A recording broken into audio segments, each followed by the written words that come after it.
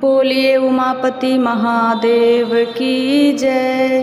हर हर महादेव।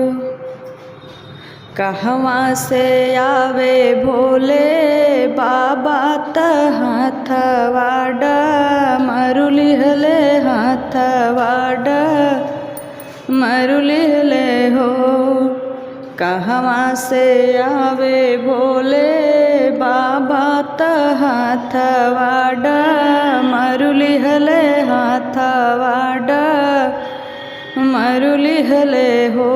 हे सखिया कहवा से आवे गौरा मैया हाथवासी नोरा लिहले हाथवासी नोरा लिहले हो। काशी से आवे शिव बाबा हथवाड मरुलिहले हथवाड मरुलिहले हो। हे सखिया विंध्याचल से आवे गौरा मैया हाथवासी इन्होरा लिहले हाथवासी इन्होरा लिहले हो। कथ चढ़ी आवे शिव भोला हथवाड मरुलिहले हाथवाड मरुलिहले हो।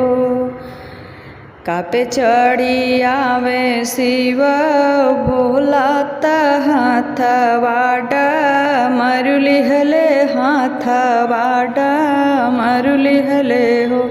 हे सखिया के चढ़ी आवे गौरा मैया हाथवासी इन्होरा लिहले हाथवासी इन्होरा लिहले हो। नंदी चढ़ी आवे भोले बाबा हथवाड मरुलिहले हाथवाड मरुलिहले हो। नंदी चढ़ी आवे भोले बाबा हथवाड मरुलिहले हाथवाड मरुलिहले हो। हे सखिया सिंहा चढ़ी आवे गौरा मैया हाथवासी नोरा लिहले हाथवा सीन होरा लिहले हो। हे सखिया सिंहा पे सवारी गौरा मैया हाथवासी नोरा लिहले हाथवासी नोरा लिहले हो। कहवा बैठैबे शिव बाबा हथवाड मरुलिहले हाथवाड मरुलिहले हो। हे सखिया कहवा बैठैबो गौरा मैया हाथवासी नोरा लिहले हाथवासी नोरा लिहले हो। विद्या बैठाइब भोले बाबा हथवाड मरुलिहले हाथवाड मरुलिहले हो।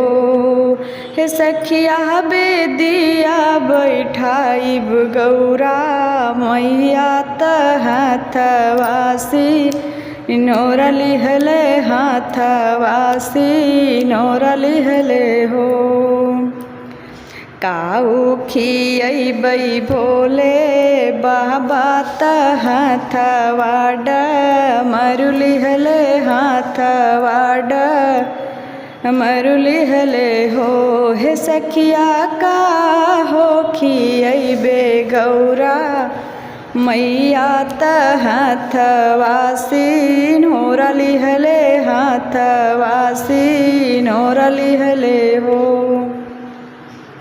भंगिया खियबै भोले बाबा हथवाड मरुलिहले हाथवाड मरुलिहले हो। हे सखिया हलवा पूड़ी खियबै गौरा मैया त हथवासी नोरा लिहले हथवासी नोरा लिहले हो। कवन वर मंगबै शिवा बाबा त हथवाडा मरु लिहले हथवाडा मरु लिहले हो। हे सखिया कवन वर मंगबै गौरा मैया त हथवासी नोरा लिहले हथवासी नोरा लिहले हो। अनधन मांगब भोले दानी त हथवाडा मरु लिहले हथवाडा मरु लिहले हो।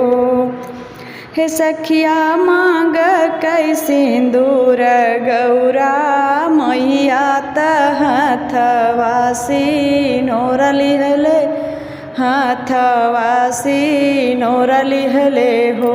हे सखिया हमारा सुहाग गौरा मैया त हथवासी नोरा लिहले हथवासी नोरा लिहले हो।